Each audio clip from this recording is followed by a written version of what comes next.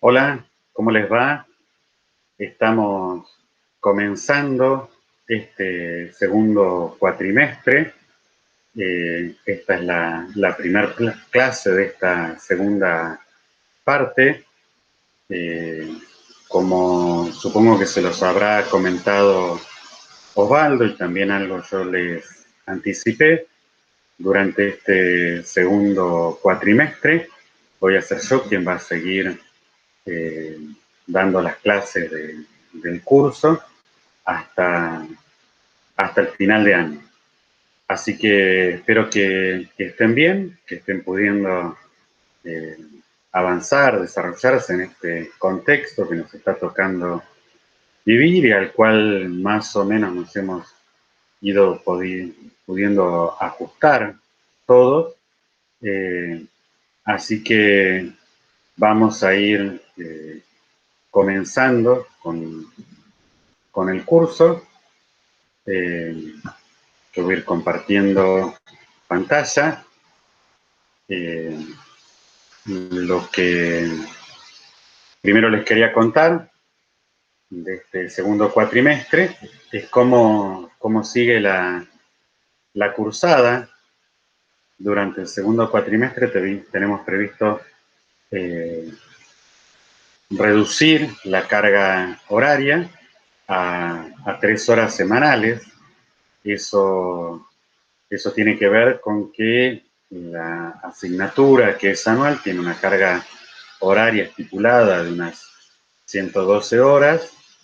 Eh, Durante el primer cuatrimestre la carga horaria semanal es de 6 horas y durante este segundo cuatrimestre es de unas 3 horas y de esa forma contabilizamos, incluyendo los parciales, las consultas, los recuperatorios, un total de unas 90 horas y, y bueno, queda un margen como para que ustedes adicionalmente le, le dediquen en la semana.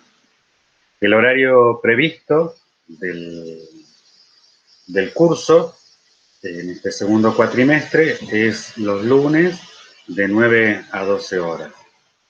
La modalidad que vamos a usar es, yo les voy a ir compartiendo las clases teóricas que van a estar grabadas como esta y ustedes podrán hacer libremente todas las consultas que quieran respecto de la teoría o respecto de los problemas de la práctica por correo electrónico o podemos acordar hacer una videollamada en el horario de los lunes de 9 a 12, de manera que a ustedes los ayude también a organizarse con el resto de las asignaturas que estén cursando. Como estaba previsto desde principio de año en la planificación, durante este segundo cuatrimestre, nosotros vamos a abordar 3 unidades que tienen que ver con el electromagnetismo, óptica y sonido. Lo que nos ha cambiado por esta readecuación del calendario es que no tenemos la clase del 10 de agosto, no la tuvimos porque se utilizó para tomar finales esa semana. Así que estamos comenzando este lunes 24 de agosto con el curso que, si bien estaba previsto dedicarlo a resolución de problemas, comenzamos con esta clase teórica y la idea es, en principio, no modificar este calendario porque de todos modos era un calendario bastante holgado. Fíjense que la semana siguiente tenemos otra clase teórica y ya el 7 de septiembre lo que tenemos es una clase de resolución de problemas y ahí luego hay un un hueco, un bache, hasta fines de septiembre, porque en el medio tenemos una mesa de finales, la mesa de finales de septiembre, y tenemos el Día del Estudiante, que no hay clases. Y ahí retomamos con una clase que tiene una teoría, que es en principio más corta, y también le dedicaríamos a resolución de problemas. En ese sentido les digo que es holgado, porque si bien no contamos obviamente la semana de finales, pero sí contabilizamos la semana siguiente como para que ustedes en algún huequito por ahí le puedan dedicar un tiempito extra a la asignatura. Y después nos queda en octubre una clase de teoría del sonido. Tenemos el feriado del 12 de octubre y después retomamos con resolución de problemas, con consultas y llegamos entonces a lo que sería el tercer parcial, para el cual, de acuerdo a lo pautado al inicio, vamos a seguir con la misma metodología, que es entregarles a ustedes el parcial para que lo resuelvan asincrónicamente y lo consideramos válido eh, con tan solo entregarlo. ¿Sí? Obviamente después queda la instancia del final integrador de toda la asignatura. Así que vamos entonces comenzando con la clase de hoy. Nos toca abordar las ondas electromagnéticas y vamos a partir de una definición de ondas en términos generales para después pasar específicamente hacia las ondas electromagnéticas, ver algunas de sus características y ver cómo esas transportan energía en un momento lineal. Y también vamos a centrarnos en lo que es la polarización de estas ondas electromagnéticas. Así que, para comenzar, lo que podemos decir al respecto de una onda es que es una perturbación que se propaga en el espacio y en el tiempo.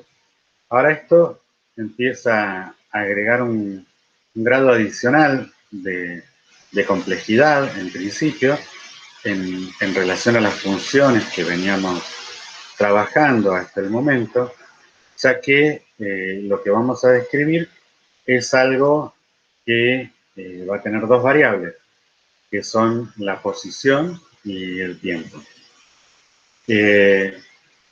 Como todo, nada que se aleje de lo que nos rodea, de lo que es nuestra cotidianeidad. Nuestra vida transcurre en el espacio y en el tiempo. Lo que nosotros hacemos ahora es empezar a formalizar algunas cuestiones de lo que vivimos cotidianamente, ¿sí? En particular, estas ondas. ¿Qué son estas ondas? Por ejemplo, podemos citar el caso de un resorte.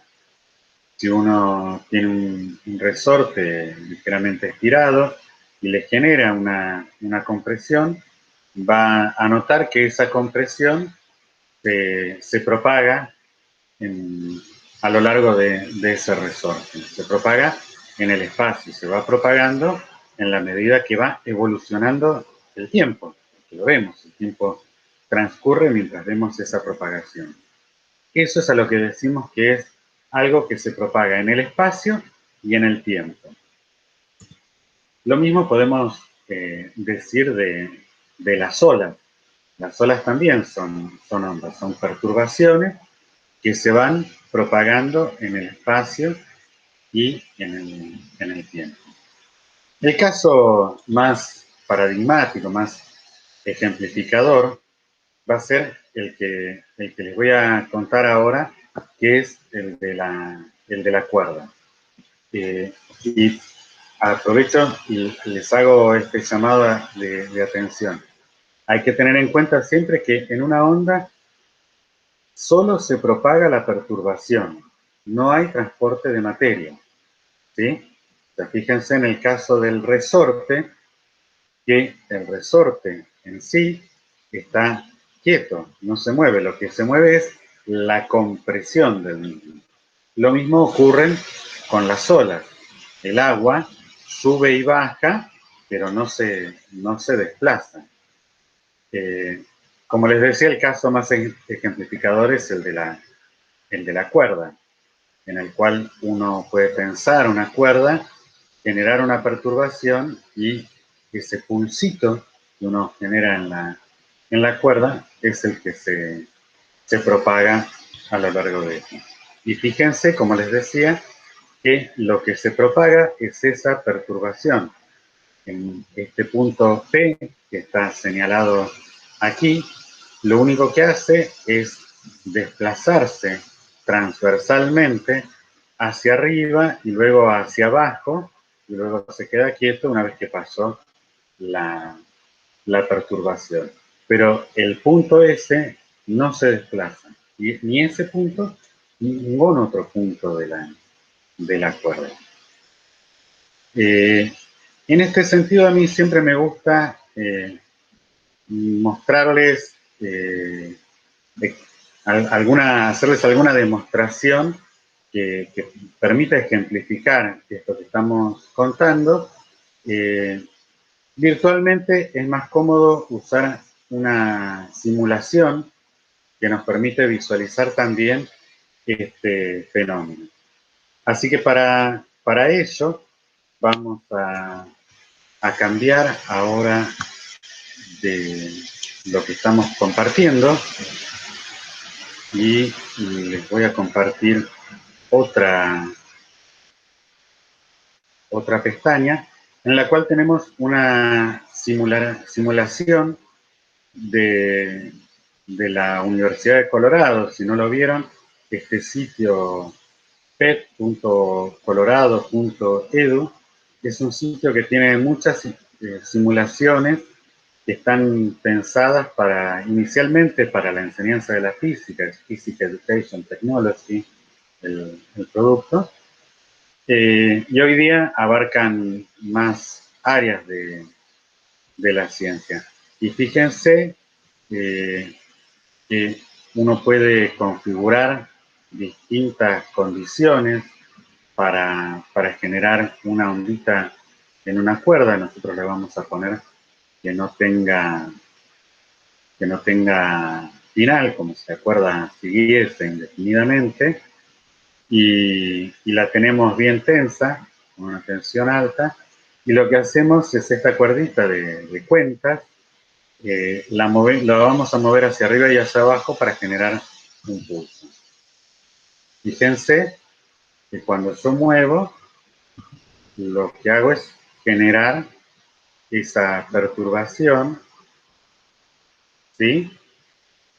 Y noten que lo que viaja es la perturbación, no viaja la materia, ¿sí?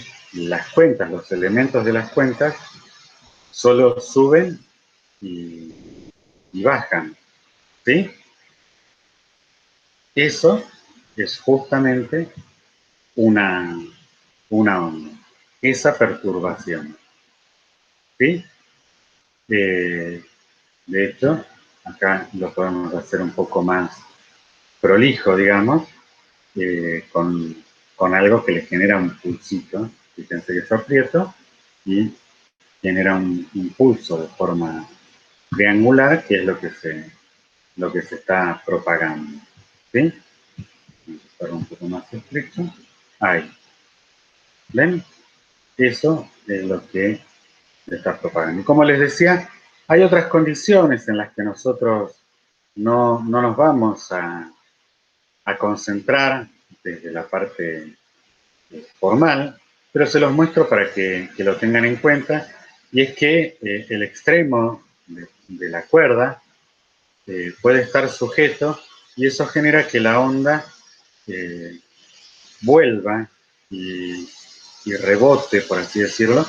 Y fíjense que si la cuerda está fija, el pulso cambia de sentido en la perturbación, mientras que si la cuerda está libre, el pulso no cambia de lado, la amplitud se mantiene con el mismo signo. ¿Sí? Uno podría cambiar ahí la condición de y el pulso va y vuelve cambiando su sentido cada vez que llega a un extremo. Bien, eso era un poco como para ejemplificarles de qué estamos hablando cuando hablamos de la onda. Volvamos entonces a la presentación, ¿sí? Y vamos a visualizar un poco con detalle de qué se trata eso. Ahí tenemos otra simulación. Esa está hecha con una función que después van a tener un problema en la práctica para abordarlo y tratarlo. Las consideraciones que nosotros hacemos para el tipo de ondas que vamos a tratar, que son muy generales, es que la onda no se deforma al propagarse, como ven, la forma del pulso es siempre la misma, y eso es en sí equivalente a decir que todas las partes de la perturbación se propagan con la misma velocidad que nosotros la vamos a considerar constante en el vacío. ¿Sí? Todos tienen la misma velocidad, va a ser constante en el vacío. Entonces, situemos ahora esa perturbación en un sistema de coordenadas, donde ahora fíjense que nuestro sistema tiene en el eje de las abscisas, tiene a la coordenada X y en el eje de las ordenadas a la variable Y, y estamos viendo el pulso a un tiempo igual a 0, como si fuera un tiempo inicial, como si le sacáramos una foto a esa perturbación, ¿sí? Y ahí vemos la forma de este pulso y lo que sabemos es que se está moviendo con una velocidad v hacia la derecha.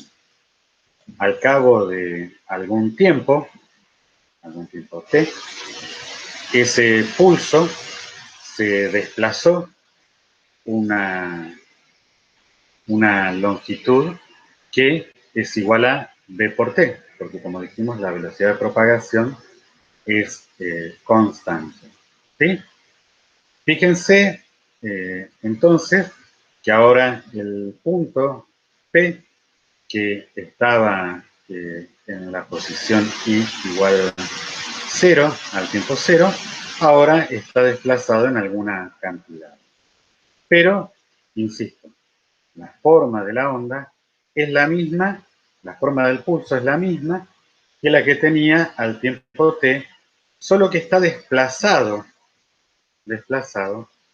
una cantidad v por t. Matemáticamente, ¿qué quiere decir eso?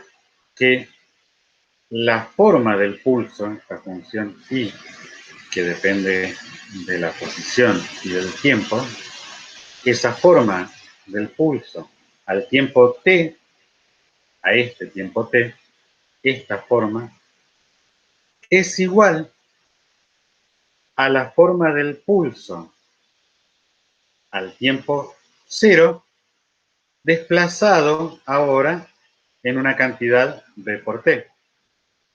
¿Sí? Es como si corriésemos este pulso en el tiempo 0, lo corriéramos hacia la derecha una cantidad v por t. ¿Sí? Eso es lo que obtenemos.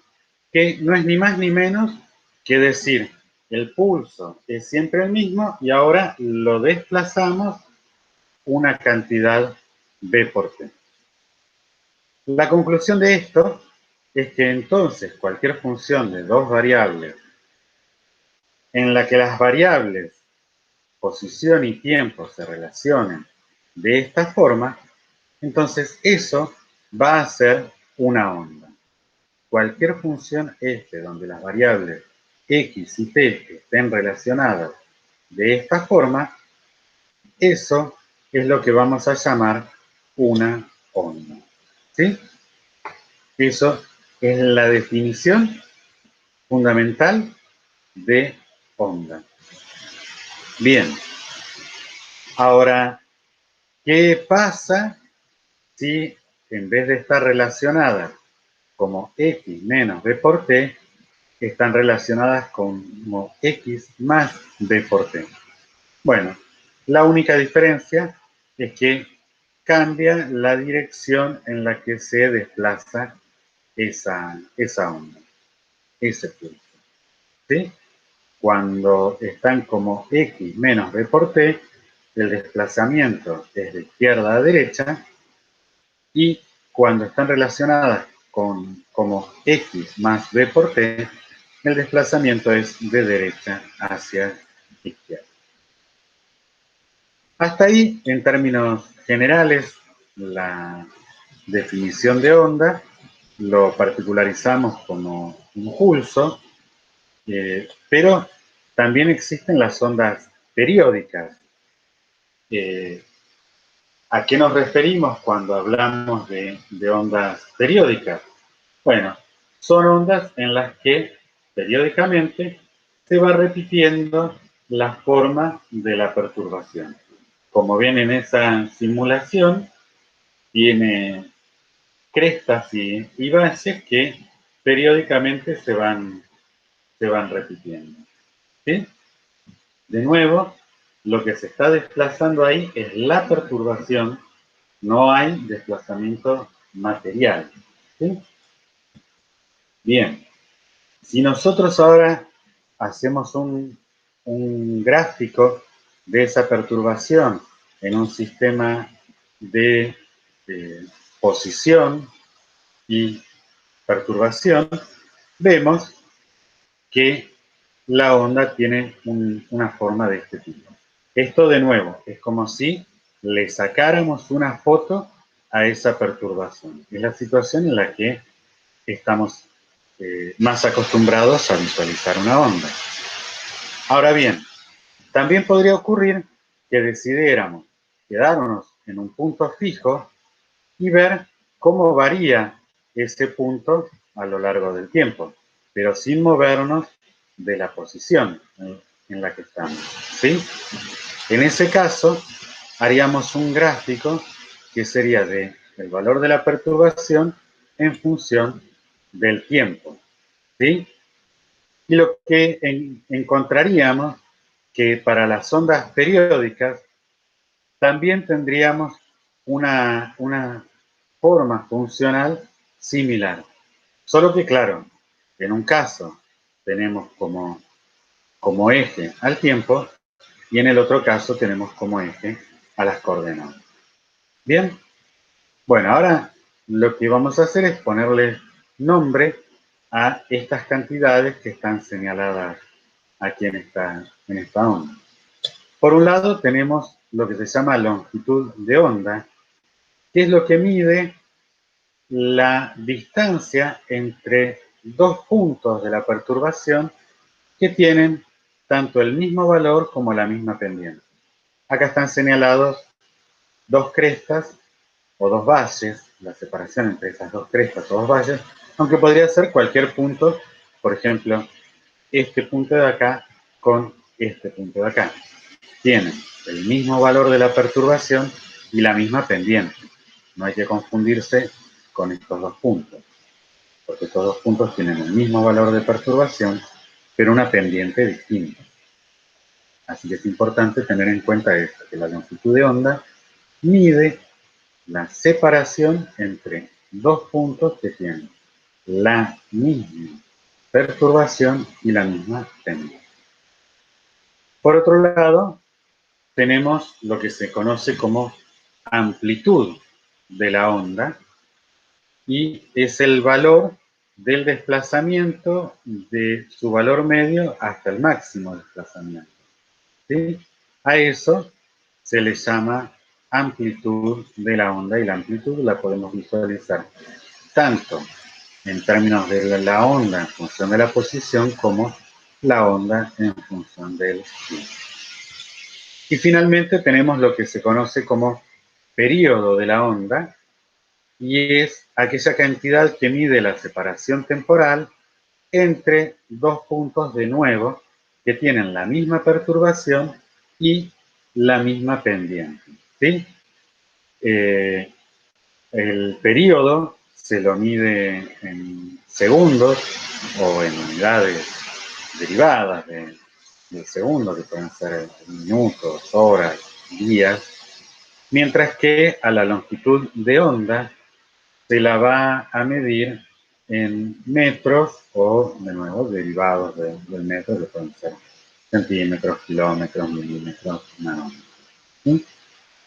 Ya en el caso de la amplitud, sus unidades van a depender de la naturaleza de la onda que estemos describiendo, ¿sí?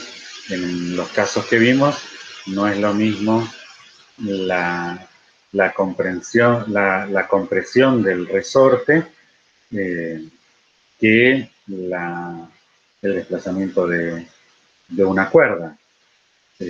O en las olas podría medirse también de distintas formas, porque las olas se miden como variaciones de presión, así que las unidades serían de presión para el caso de la amplitud. En términos generales, una forma de escribir a, a, una, a una onda periódica es escribiendo su amplitud multiplicado por la función seno, y como argumento tenemos esta cantidad que es 2pi sobre lambda, que es la longitud de onda, así se llama esta letra, multiplicado por x menos b por t. Y como decíamos, es el factor distintivo que hace que esta función de dos variables sea una onda. Así que cuando uno grafica, grafica esta función, si fija el valor del tiempo, podría ser en 0, en 1, en 2, en 3, lo que va a obtener es algún gráfico de este estilo, y dependiendo del valor del tiempo que elija, va a estar corrido. Sería como definir en qué momento uno saca la foto. Y si uno grafica esta función ahora fijando el valor de la coordenada x y tomando como variable el tiempo, de nuevo obtendría algo similar a esto, y que se correría dependiendo del punto al cual uno elige.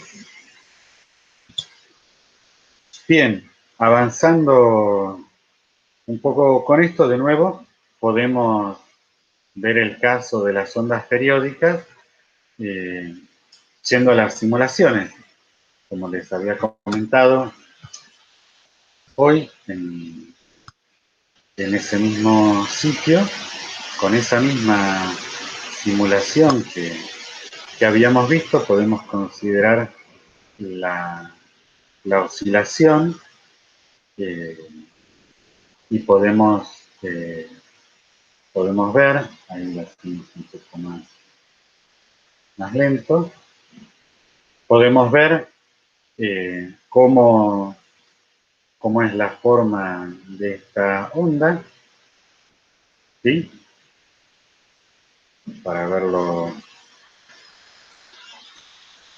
poco más despacio, le vamos a poner acá en cámara lenta.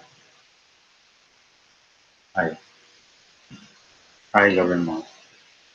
Ahí lo vemos bien, la forma de la onda. Y de nuevo, como ven, los puntos solo se desplazan transversalmente, pero no hay desplazamiento lateral de materia. Lo que se está desplazando es la perturbación.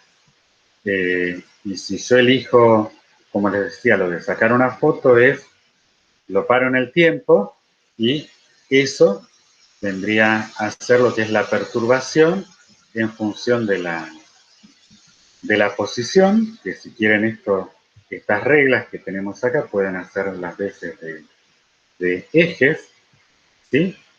Y podemos situarlos ahí y uno podría medir la perturbación en función de la posición.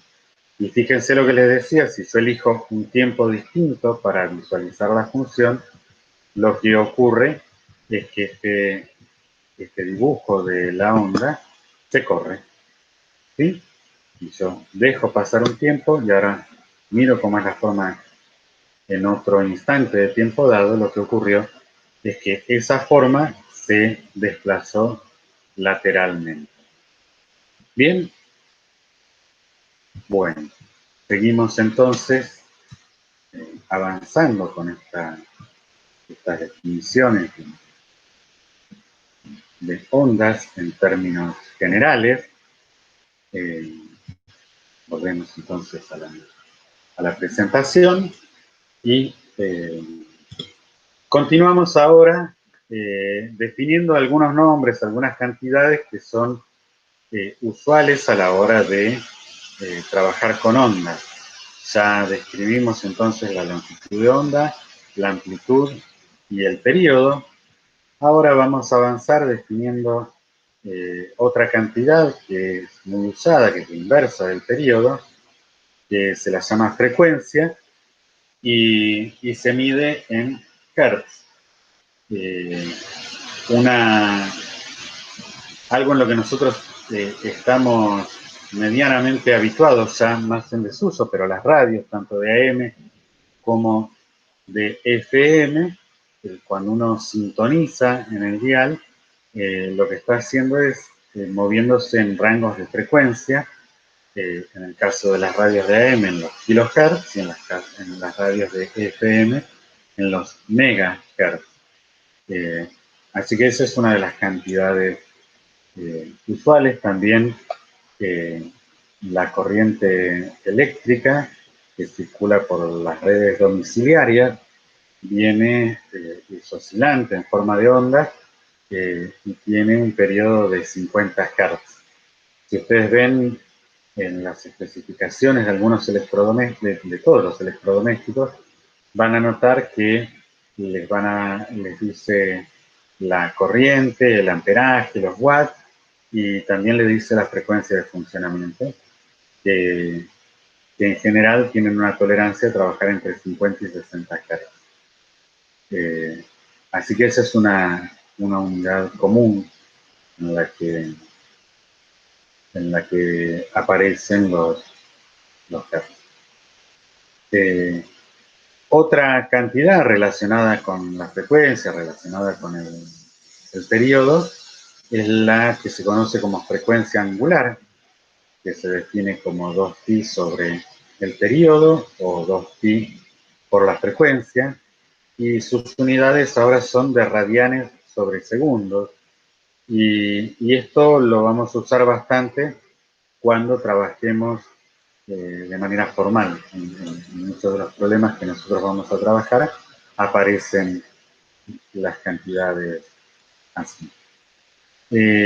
Otra cantidad que se define también por comodidad y por ciertos aspectos formales es el número de onda, que es esto que aparece aquí, este 2π sobre lambda, que es el número de onda, y sus unidades son radianes sobre metro.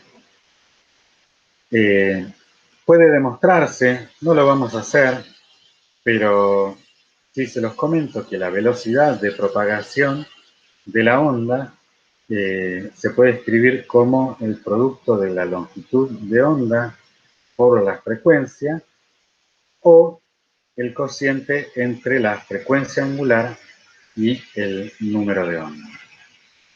Obviamente, las unidades de la velocidad de propagación son metros por segundo. Noten una particularidad que nosotros dijimos que la velocidad de propagación es constante en el vacío para todas las ondas. Y entonces, fíjense que necesariamente si uno aumenta la longitud de onda, entonces la frecuencia tiene que disminuir. Y al revés, si uno aumenta la frecuencia, la longitud de onda es la que tiene que disminuir, porque el producto de esas dos tiene que ser siempre el mismo valor de velocidad. ¿Sí? Bien, en términos de estas cosas que acabamos de definir, la función de onda la podemos escribir de una forma más cómoda, que es la amplitud por el seno de kx menos omega t, donde ahora introdujimos esta constante pi, que se llama fase inicial de la onda, y es la que va a dar cuenta de al tiempo cero y en la posición cero, cuál va a ser el valor de la perturbación de la onda. Es como que nos permite tener un corrimiento inicial. Noten que tanto la fase eh, como la frecuencia angular, como el número de ondas, están relacionados con la unidad radianes, que son el argumento de las funciones trigonométricas. ¿Sí? Desde el punto de vista matemático, las funciones trigonométricas están definidas en términos de los radianes. Por eso el número de ondas es radianes sobre metro, y cuando lo multiplicamos por la posición nos quedan radianes. La frecuencia angular son radianes sobre segundos. Cuando lo multiplicamos por el tiempo nos quedan radianes, y la fase inicial está en radianes. De esta manera, todos esos productos, todas esas cantidades terminan quedando en radianes, que es lo que nos permite evaluar la función de onda. Bien.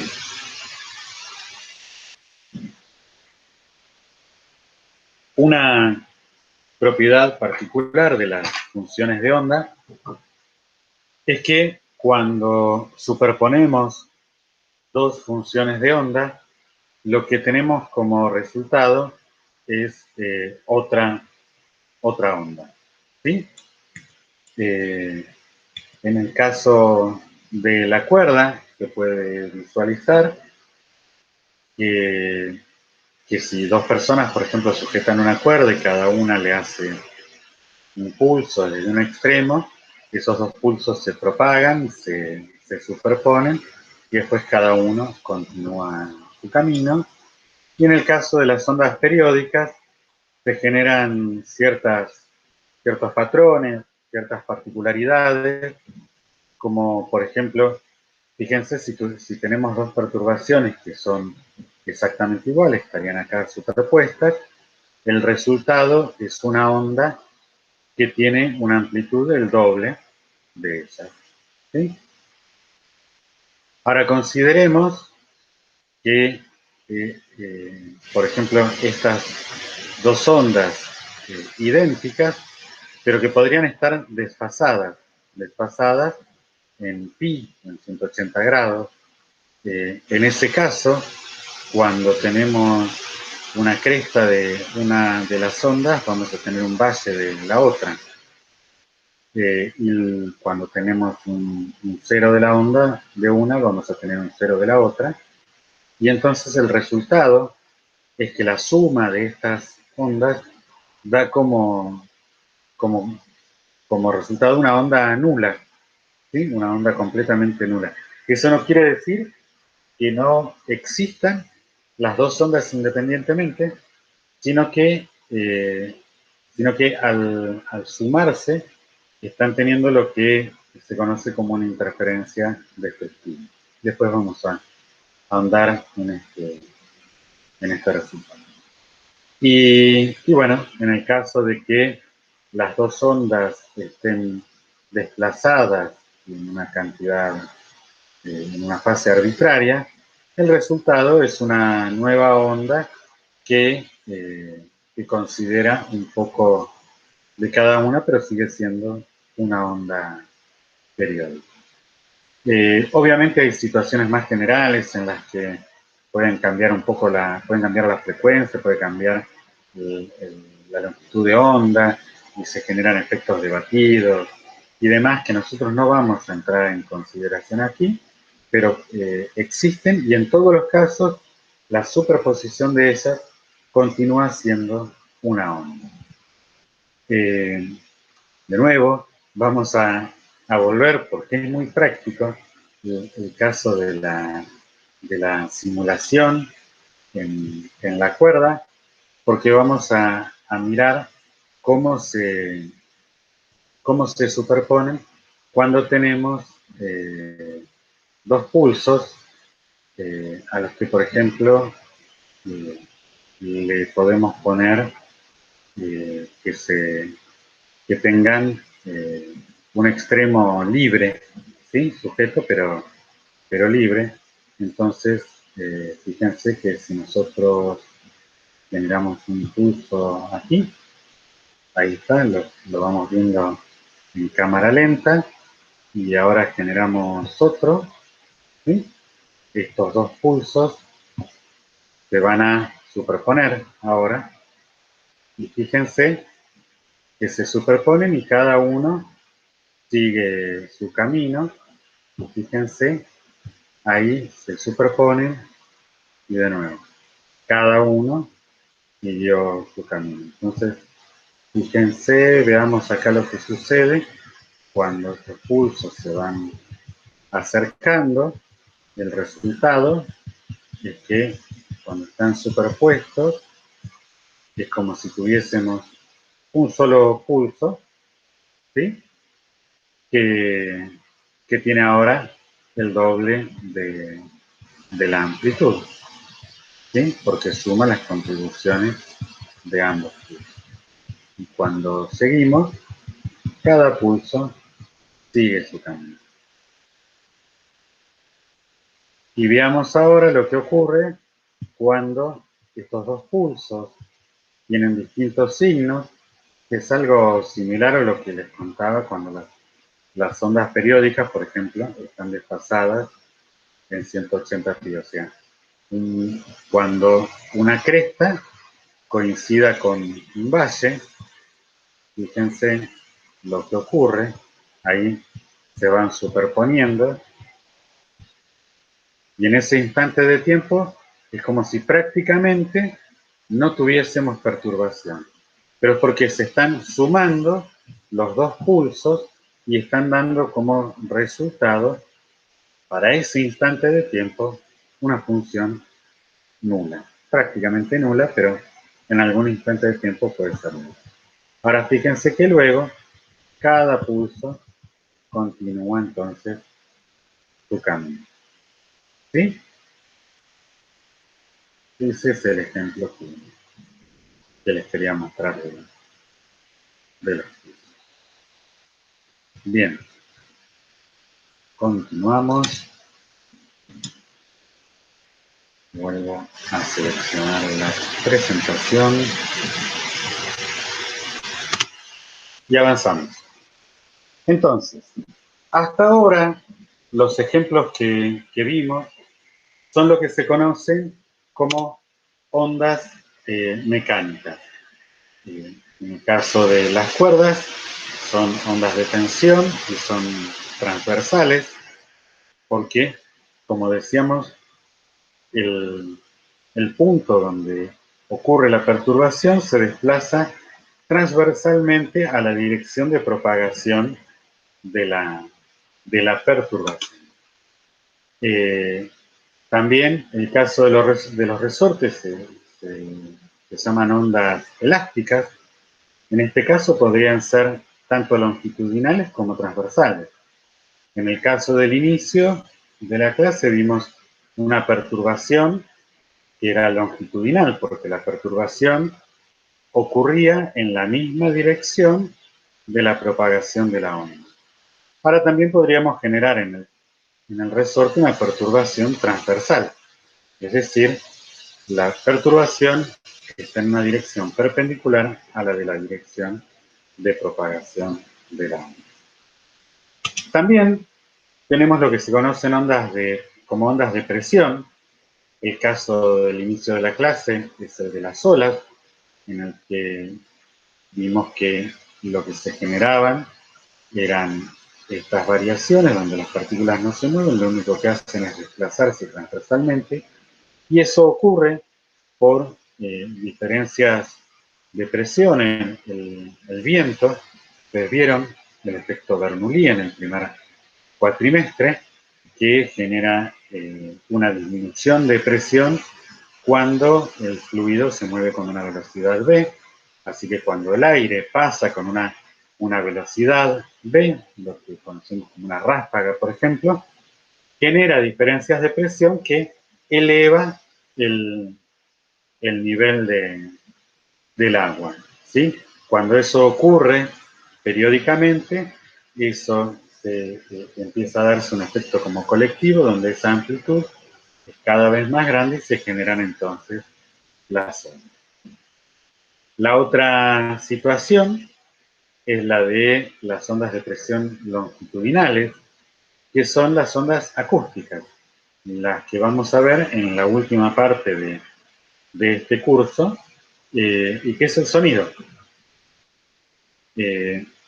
Lo que une, lo que tiene en común eh, para todas estas ondas, que las llamamos ondas mecánicas, que no son las únicas, existen más ondas, podría haber ondas de torsión y otros ejemplos, pero lo que se conoce como ondas mecánicas son todas esas en las que se necesita un medio material para propagarse. Medio material es materia, algo. Por ejemplo, en la cuerda, en las ondas de tensión precisamos la cuerda, justamente las elásticas un resorte. En las de presión necesitamos algún medio como el aire o como el agua, por ejemplo, en este caso. Entonces, todas esas ondas precisan de un medio material para propagarse. Si no hay materia, no, no se propagan esas ondas. Así que gracias a eso, por ejemplo, el Sol no nos aturde con sus explosiones. Piensen que el Sol es una constante máquina de generar explosiones nucleares, ¿no?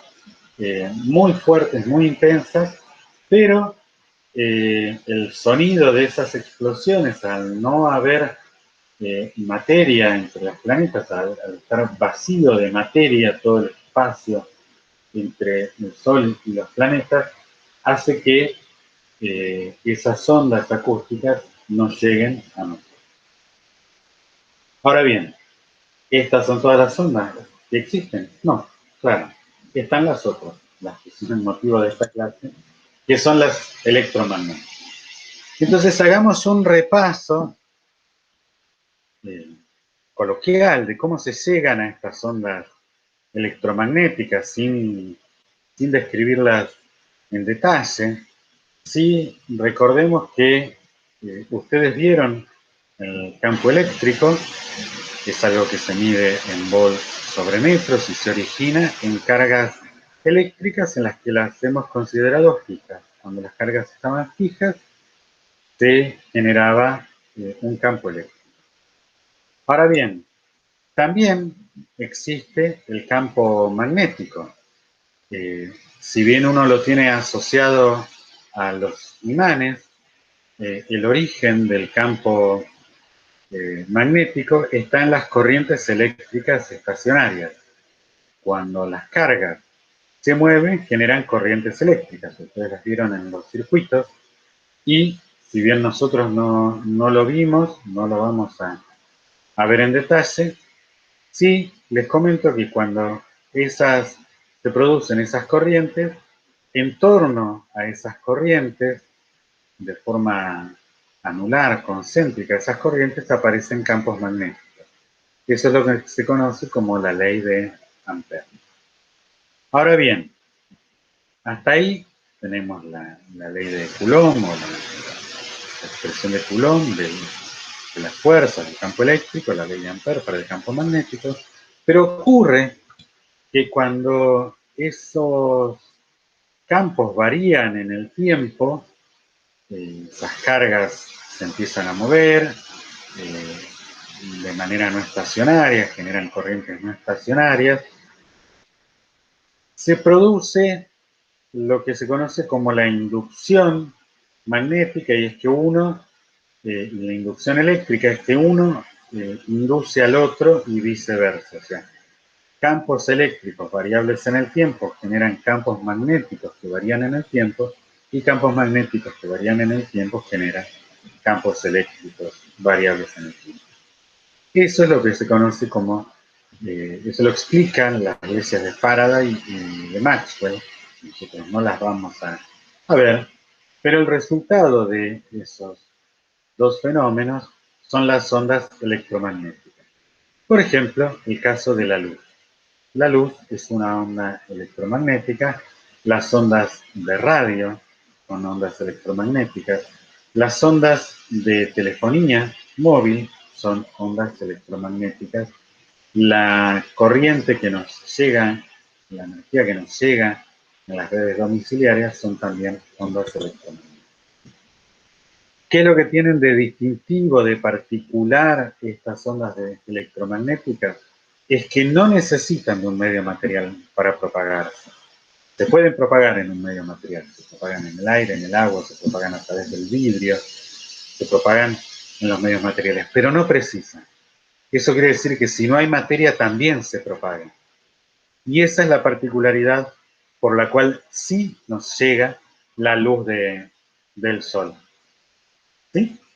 Porque las ondas electromagnéticas sí se pueden propagar en el vacío. Tienen otras particularidades, como que su velocidad de propagación en el vacío es este número enormemente grande, ¿sí? 299.792.458 metros por segundo, rapidísimo. Y no importa la velocidad que nosotros nos movamos, siempre la vamos a ver mover a la luz a esa velocidad. Esa es la particularidad que tiene la luz. Eso fue lo revolucionario que hizo Einstein a principios del siglo XX con su teoría de la relatividad especial. Estas ondas electromagnéticas están compuestas por los campos eléctricos y magnéticos, que son vectores desde el punto de vista formal, matemático, y esos vectores en esas ondas son perpendiculares unos a otros, y perpendiculares son ambos a la dirección de propagación.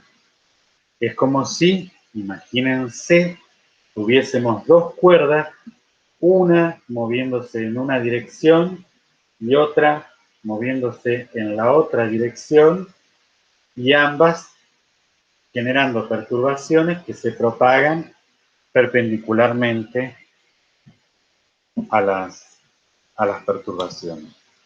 A modo gráfico, viéndolo con ondas periódicas, la visualización sería algo así. Fíjense que tenemos el campo eléctrico, que en este caso podemos decir que se estaría moviendo en la vertical, es esto que está dibujado en rojo, ¿sí? El campo eléctrico se mueve en la vertical y la propagación se propaga en la dirección de X. Y el campo magnético se estaría moviendo, el vector de campo magnético, en esta dirección de horizontal. Y la perturbación magnética también se propaga en la dirección X. Y estos campos van juntos, no pueden ir separados, no puede haber un campo eléctrico que varíe en el tiempo sin un campo magnético que varía en el tiempo asociado. Y lo mismo al revés, ¿sí? Y los dos van en fase. Fíjense que las crestas coinciden en unos y otros, ¿sí?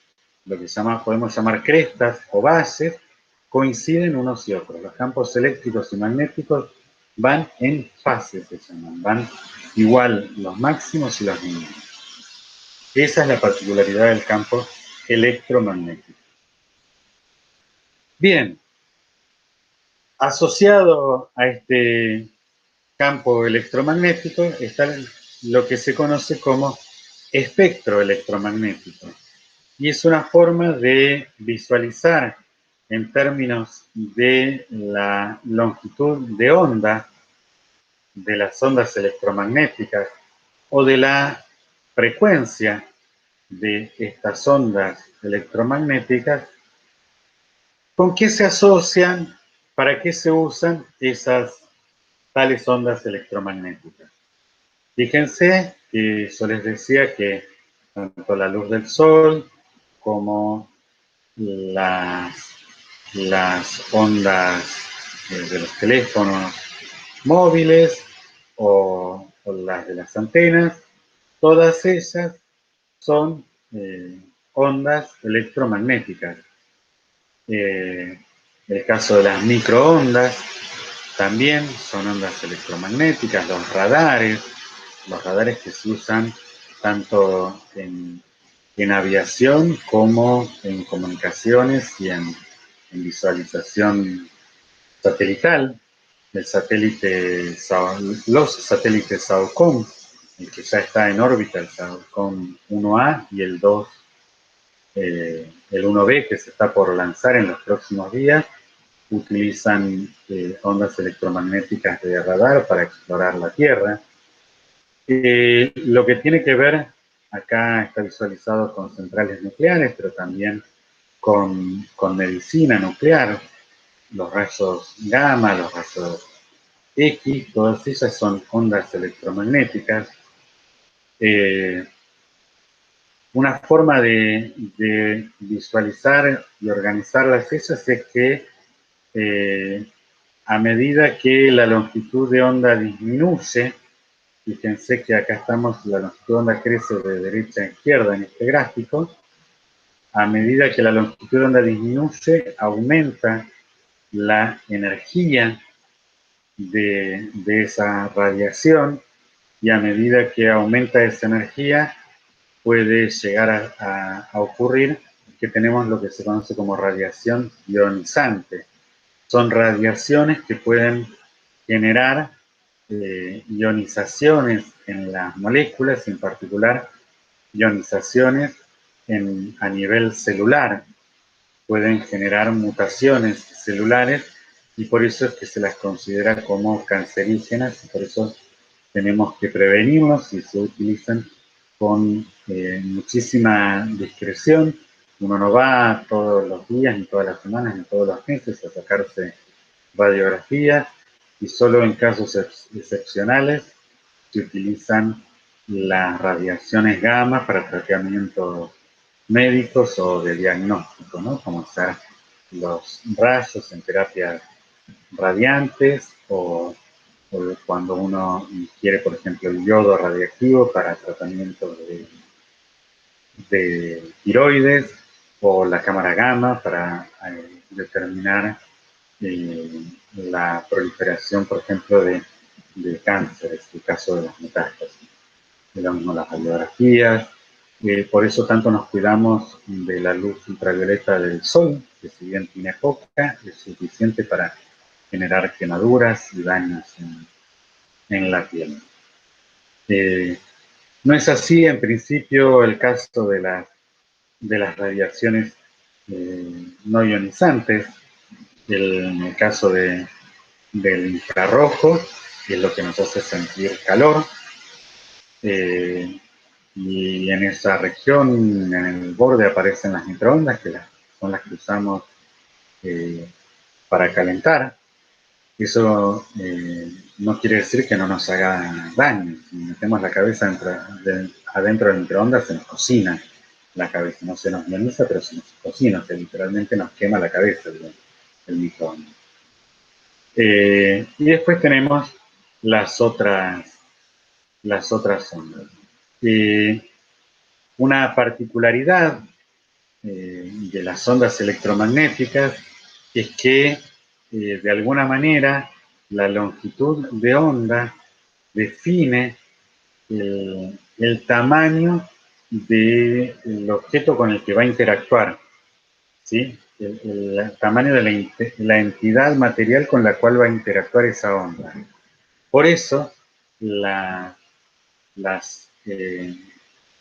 ondas electromagnéticas, por ejemplo, de los gamma, interactúan a nivel molecular, a nivel atómico.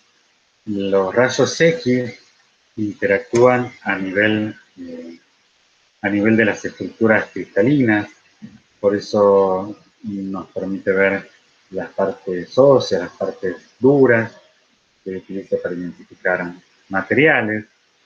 Fíjense que si nos vamos eh, hacia el visible, la luz interactúa con objetos más grandes de la escala de los nanómetros, y por eso interactúa con los sensores que tenemos en el ojo, con los bastones. Las microondas interactúan con las moléculas polares y permiten moverlas y generar agitación térmica. Y ya hacia los radares, hacia lo que es la parte de estas ondas de radar, de telefonía, de antenas, bueno, según en el rango en el que nos situemos, es el tamaño. Fíjense que no es lo mismo el tamaño de las antenas de un teléfono celular a las antenas de televisión digital abierta o las antenas que se utilizaban antes para la televisión de aire analógica. ¿Sí? Esas eran mucho más grandes esas antenas y eso ocurría porque la onda propiamente electromagnética era de esa dimensión. Fíjense entonces que lo que nosotros vemos, la luz visible, es una pequeñísima porción del espectro electromagnético. Esas ondas visibles se separan en colores, lo que nosotros conocemos como blanco. Está compuesto aditivamente por un montón de colores. No vamos a entrar en las teorías de los colores, simplemente dejen mencionarles que las longitudes de onda de lo que nosotros vemos van entre los 400 y 700 nanómetros, y si quieren como para situarse, un nanómetro es una millonésima parte de un milímetro. Bien, ahora como comentábamos desde un principio, las ondas en general y las electromagnéticas en particular no propagan, no desplazan nada material.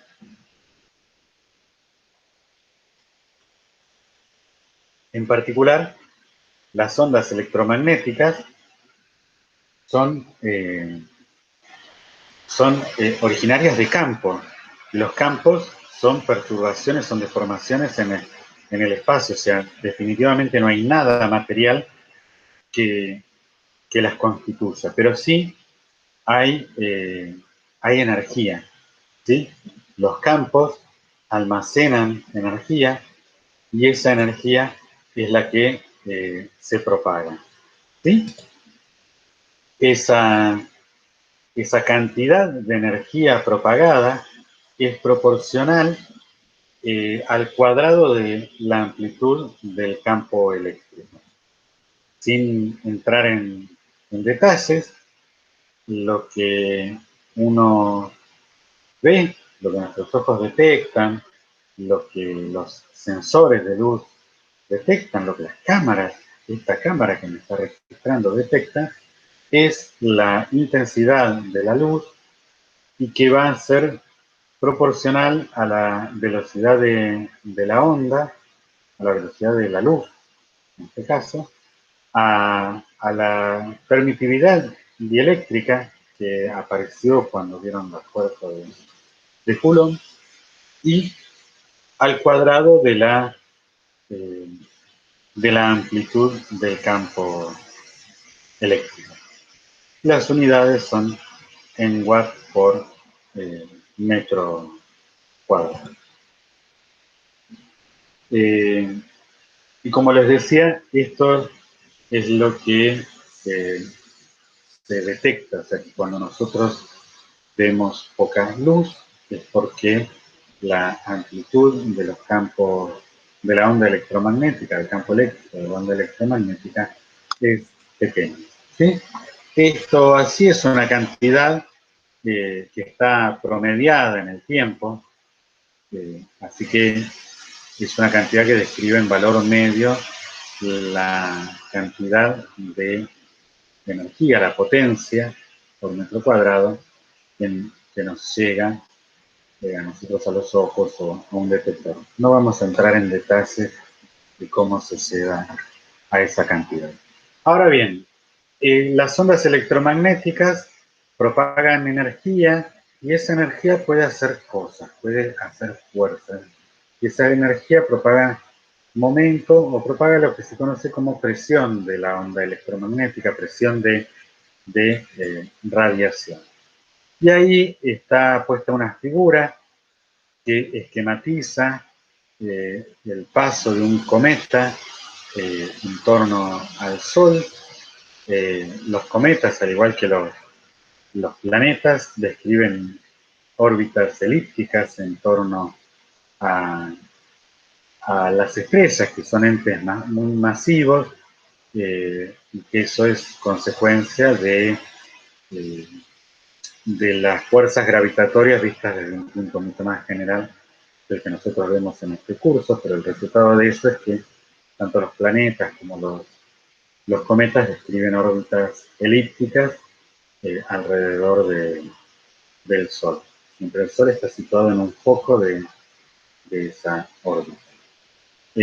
Ahora bien, esa radiación electromagnética que emite el Sol, como así también lo que se conoce como el viento solar, son las que generan las colas en los cometas, lo que van haciendo que se desprenda material de esos cometas, y lo que más fácil se desvía son los gases del cometa, porque son la materia que más dispersa está, que menos densidad tiene, y por otro lado, algunas partículas un poco más masivas también se desprenden del cometa. Lo que hace la radiación es que interactúa con las partículas y cuando les llega esa energía les transmite momento lineal.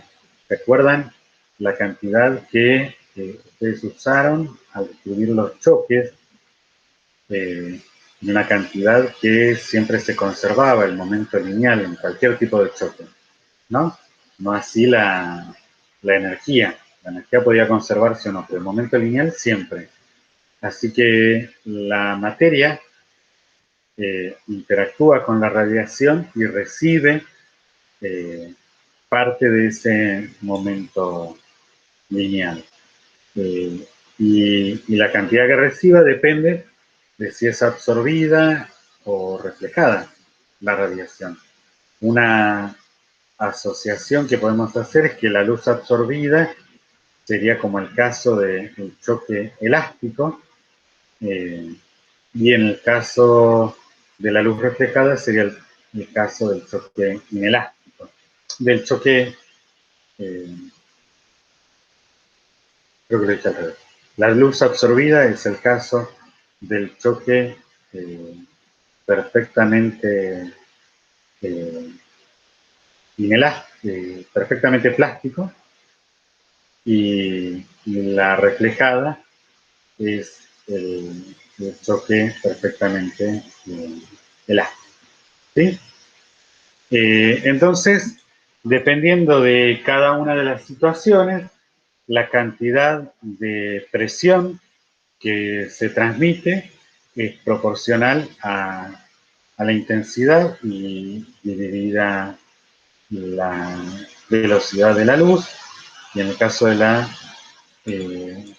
si la onda es totalmente reflejada, es el doble, ¿sí? Que es como, esto sería como el caso cuando solemos ver la situación idealizada de las dos bolas de billar, eh, que colisionan de manera perfectamente elástica, ¿sí? Así que esa sería la situación y bueno, puede haber obviamente situaciones intermedias. Un caso que si bien es discutido en general, es una primera aproximación a lo que es este fenómeno, es si ustedes buscan en YouTube, por ejemplo, el molino de luz, que es un molino de dos aspas, en las cuales un lado está pintado de blanco y el otro está pintado de negro, de forma tal de que el blanco refleje mucho la luz y el negro la absorba, y ese molino, el cual gira libremente sobre un pivote, eh, está puesto en una cápsula al vacío de manera tal que no haya convección de calor, de, de, de aire ni nada, y entonces se lo ilumina y el molino empieza a girar por efecto de la radiación electromagnética. ¿Sí? Eh, Ahora bien, esto además de ser una cuestión netamente, un principio académica, un principio que nos permite entender el comportamiento de los cuerpos celestes, también tiene una aplicación muy importante en el caso de la biología. Es algo que se ha desarrollado fuertemente en los últimos 20 años, que no tiene más de 35 años de historia, y es lo que se conoce como pinzas ópticas. Eh, y esto ocurre cuando un haz de luz láser se enfoca fuertemente. Después vamos a ver a qué llamamos enfocar con detalle, pero se enfoca fuertemente, es decir, la luz se concentra en un punto, y esa luz concentrada ahí en un punto hace que una partícula pequeña, microscópica, esto ocurre a nivel microscópico, una partícula pequeña pueda quedar atrapada en el foco, allí donde está la mayor intensidad de la luz. Y si uno corre esa partícula de ese foco, aparece una fuerza restitutiva, se llama, del tipo elástica, que la lleva de nuevo a esa posición. Es como si la partícula estuviese agarrada por un resorte. Recuerden que el resorte genera una fuerza de restitución lineal. Eh, entonces, si uno la desplaza en alguna dirección, aparece una fuerza proporcional a este desplazamiento, que lo que va a hacer es traerla de nuevo hacia el, hacia el punto de máxima intensidad. Esto no por nada hace 2 o 3 años, eh, a los que a quien desarrolló fuertemente estas pinzas ópticas le otorgaron el premio Nobel de Física. Y de nuevo en la página del PET de Colorado se pueden encontrar eh, simulaciones de pinzas ópticas. Yo les voy a mostrar el caso el caso más simple, que es simplemente eh, una, una partícula en, en, una, en una pinza óptica, pero todo esto tiene muchas aplicaciones no dice acá, con motores moleculares, con ADN, pero en definitiva acá lo que está simulando es que si uno tiene un láser que está pasando por una lente y uno lo enfoca, puede agarrar una partícula, es decir, una particulita. Fíjense que si uno la saca, esta partícula, esta partícula lo que hace es ser orientada hacia ese punto de máxima intensidad de luz, ¿sí? Y entonces se llaman pinzas ópticas porque esto puesto en el microscopio y con alguna ingeniería permite eh, manipular las partículas. O sea, si uno mueve el haz de luz, uno puede arrastrar esa, esa partícula, ¿sí? Así que con esto se han hecho muchos estudios y muchos trabajos de biología a nivel molecular, a nivel celular, ¿sí?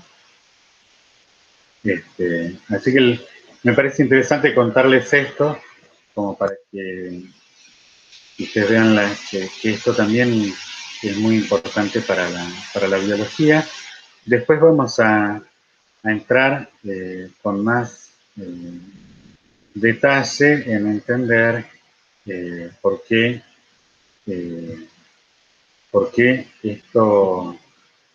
esto realmente atrapa a las partículas.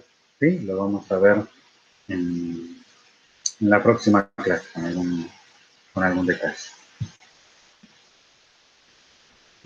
Volvemos entonces a la presentación. Perfecto. Aquí estamos.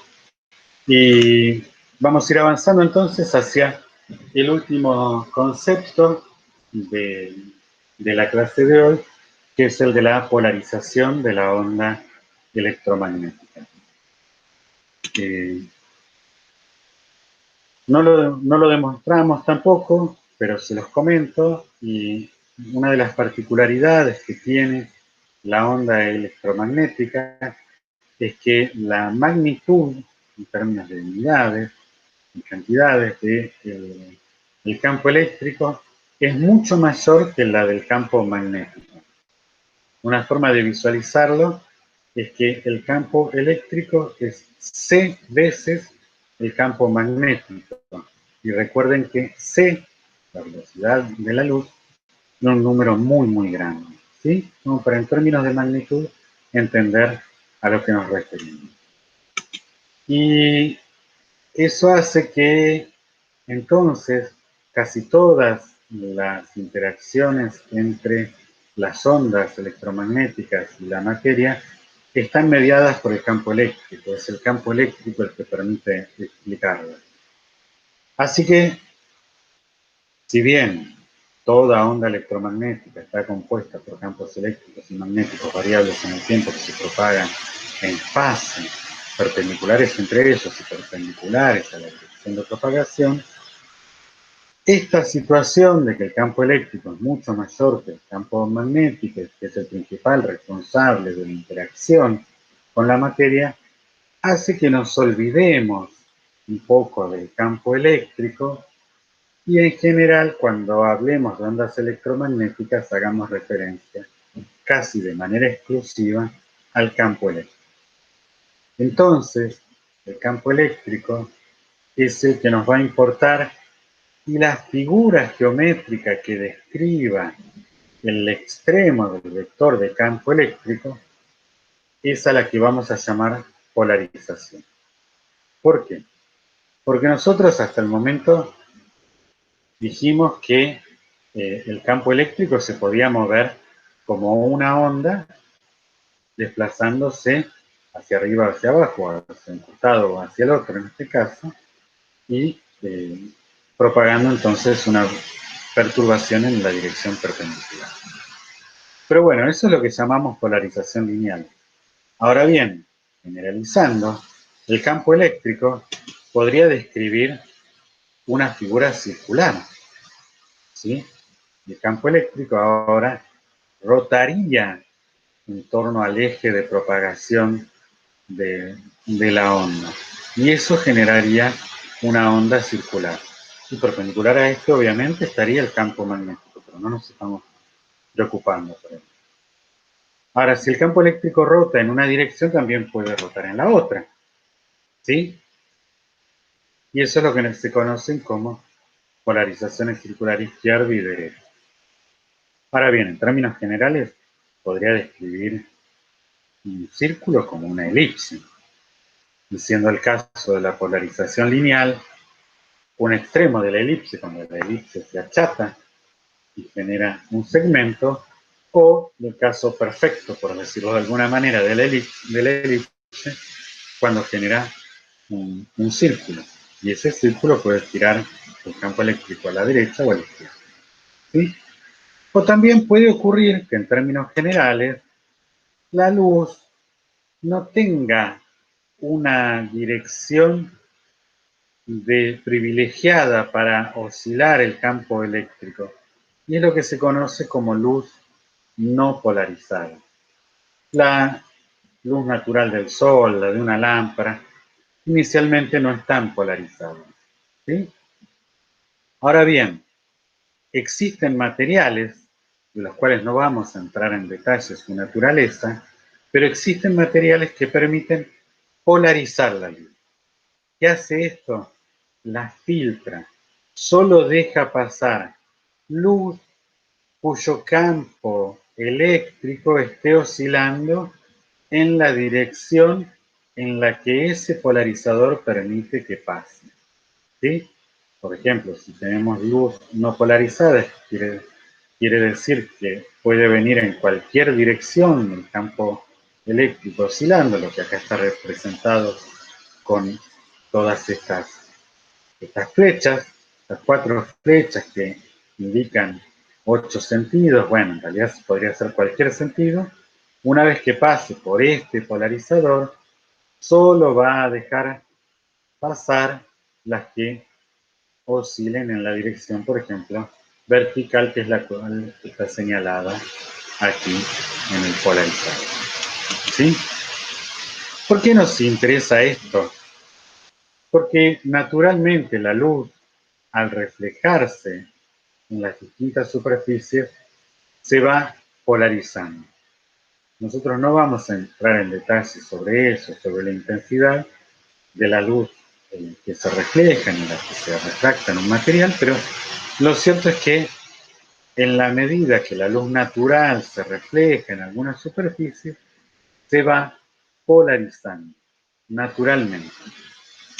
Entonces, ¿qué quiere decir? Que cuando nosotros vemos la luz de una escena, un día en el que, por ejemplo, está despejado, pero que hay un poco de viento, hay partículas de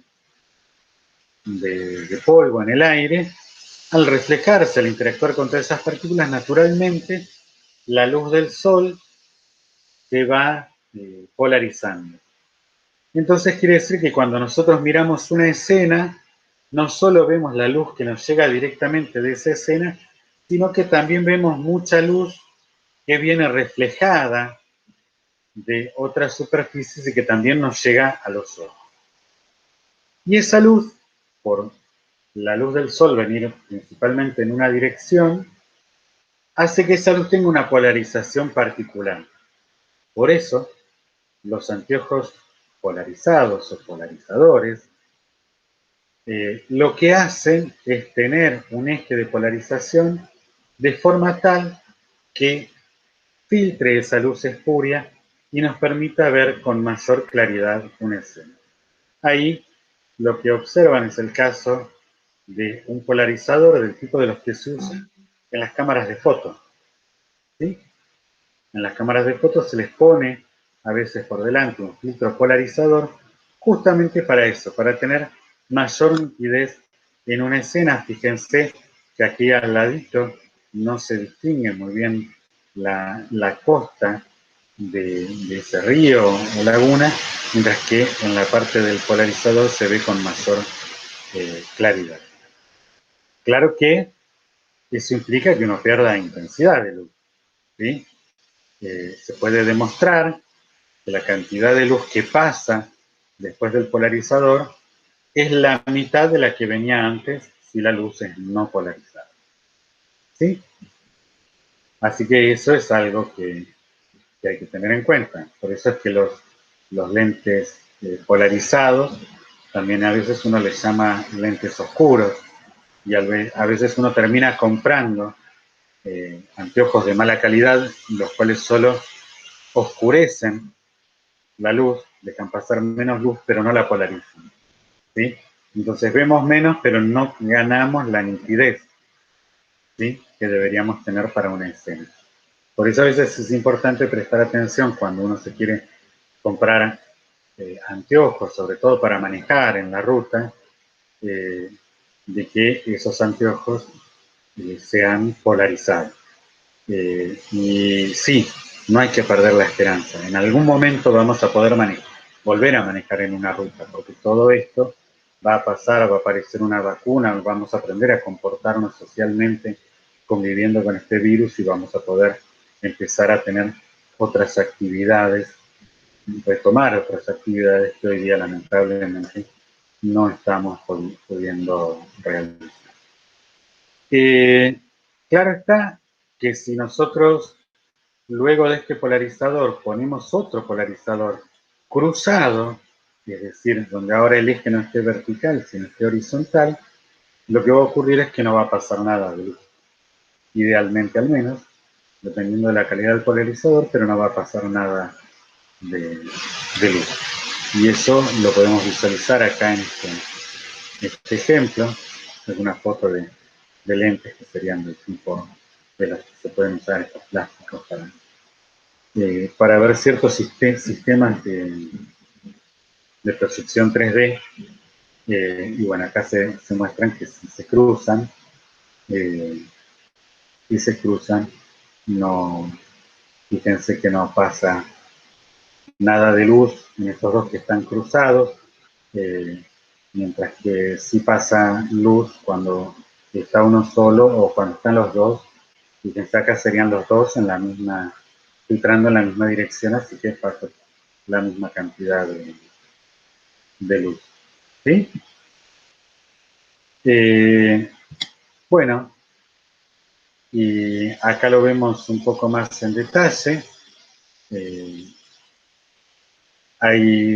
Bueno, acá aclara que lo que pasa es la mitad de la luz, y hay polarizadores en los que, bueno, permite rotar el eje del polarizador y rotar conociendo el ángulo de rotación, y eso nos interesa para armar ciertos sistemas polarimétricos, se llaman, en los cuales uno rota un eje de polarización y deja el otro fijo, y entonces acá se da algo particular. Fíjense que si nosotros tenemos luz no polarizada, la cantidad de luz que pasa luego de este primer polarizador es un medio. Como dijimos, con un filtro polarizador ideal, la intensidad transmitida es la mitad de la intensidad incidente. O sea que acá la intensidad de luz es la mitad que acá. O sea que acá la intensidad de luz es la mitad que la que hay acá. Ahora, si descomponemos este vector en términos de ejes que sean perpendiculares y paralelos al eje del siguiente polarizador, lo que vemos es que este vector tiene una componente paralela que es E por el coseno del ángulo entre este campo, que es el ángulo entre la dirección del polarizador inicial y el eje del polarizador que sigue, que se le suele llamar analizador. Como resultado, lo que pasa es un campo que es proporcional a la intensidad original por el coseno del ángulo entre los dos polarizadores. O sea que la intensidad es la intensidad de luz que teníamos acá por el coseno al cuadrado del ángulo entre los polarizadores. A esto se lo conoce como ley de Malus.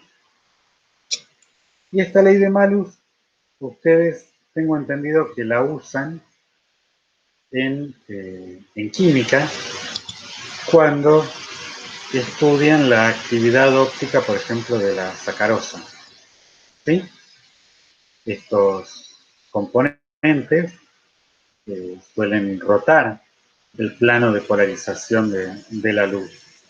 Entonces, si nosotros tenemos luz no polarizada, la pasamos por un polarizador que nos determina una dirección y luego hacemos pasar esa luz polarizada por una celda que tiene alguna sustancia ópticamente activa. El plano de polarización rota, y si ustedes miden cuánto es esa rotación o dejan fijo el polarizador y miden cuánto disminuyó la intensidad de la luz, que en definitiva no es más que medir esta cantidad o encontrar el ángulo para el cual es máxima. A partir de eso ustedes pueden determinar cuánto rotó y en función de la rotación, de la longitud de esta celda y de la concentración, pueden determinar las propiedades de la dilución que tienen ahí, o si conocen las propiedades de la dilución pueden sacar la concentración, o si conocen la concentración y las propiedades pueden determinar la longitud de esta celda. En definitiva, lo que lo utilizan es como para medir y caracterizar lo que tienen acá en el medio. Ahora bien, no solo para eso se usa, porque en definitiva, fíjense que dependiendo de lo que yo tenga acá en el medio, la configuración de los polarizadores de entrada y de salida, yo puedo ver o no ver luz a la salida de este sistema. Y si yo dinámicamente puedo cambiar las propiedades de lo que tengo acá en el medio, puedo hacer que pase o no pase luz dinámicamente. Y si yo puedo hacer que pase o no pase luz dinámicamente, puedo enviar información. Y si yo envío información, tengo un sistema para comunicarme. Ese sistema para comunicarse, basado en una fuente de luz, dos polarizadores cruzados y un control dinámico de la polarización entre medio de ellos, no es más ni menos que una pantalla de cristal líquido. La pantalla de cristal líquido tiene cristal líquido entre medio de dos polarizadores cruzados. Ese cristal líquido permite cambiar el plano de polarización de la luz, haciendo que si yo tengo tengo luz a la entrada, la polarización cambie y consiga salir pasar a través del segundo polarizador y yo pueda ver luz. Ahora bien, si yo a ese cristal líquido le aplico una tensión, por las propiedades mismas del cristal líquido, lo que voy a tener es que ahora el estado de polarización no va a cambiar y no va a salir luz. Eso que ustedes ven ahí me permite entonces, con un sistema electrónico que me permita controlar este voltaje, hacer que la luz pase o no pase, pase o no pase. ¿Sí? En definitiva, estos son la misma situación en dos estados distintos. Si no le aplico tensión, la luz pasa; si le aplico tensión, la luz no pasa. Esto es un píxel de una pantalla de cristal líquido. Las pantallas de cristal líquido se componen de, además, filtros de color que permiten dejar pasar el rojo, el verde y el azul.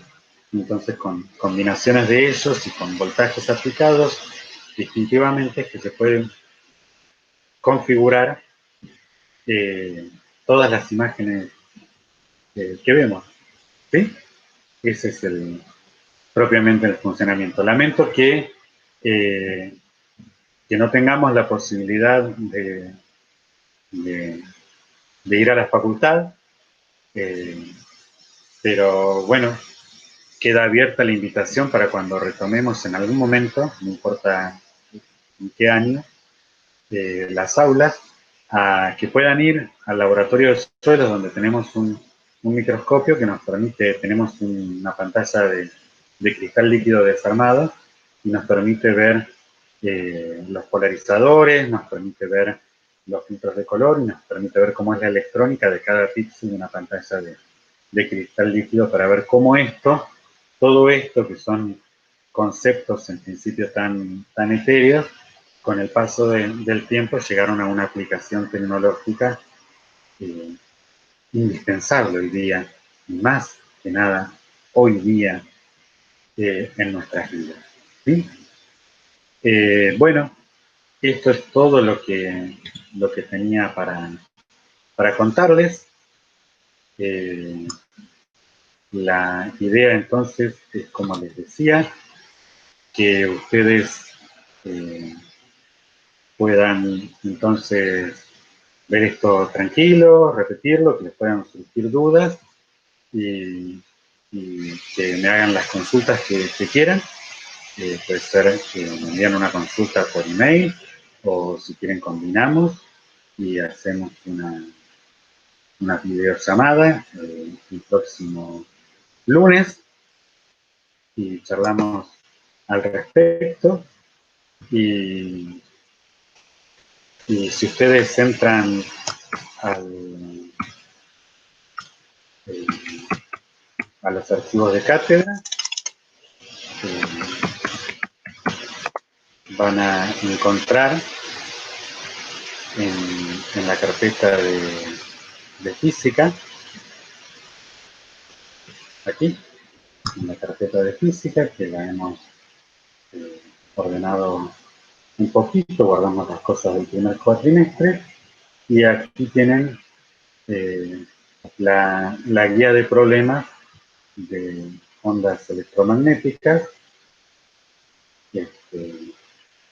Fíjense que son unos 10 problemitas y están elegidos, pensados de que esto sea lo mínimo que ustedes tienen que hacer como para empezar a ver de qué se trata esto, ¿sí?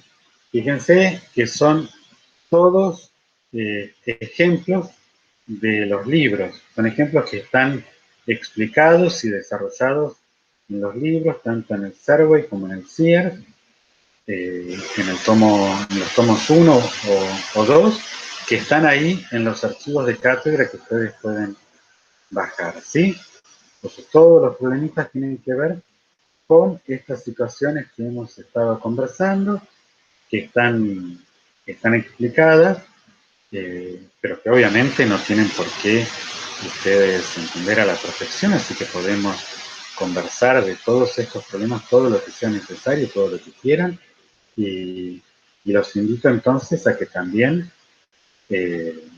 a que también hagan otros problemas, a que intenten abordar otras situaciones de manera tal de prepararse para el parcial y de manera tal de lo que yo les digo siempre, de entender de qué estamos hablando, de entender que esto lo que pretende es que ustedes conceptualicen algunas situaciones que los rodean. No es más ni menos que cosas cotidianas lo que nosotros estamos explicando aquí.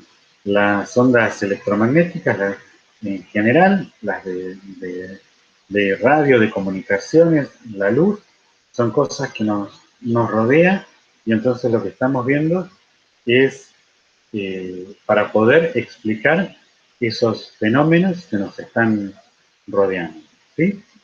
Así que esto es todo. y quedo abierto a lo que ustedes precisen. Nos vemos la próxima y gracias por su atención.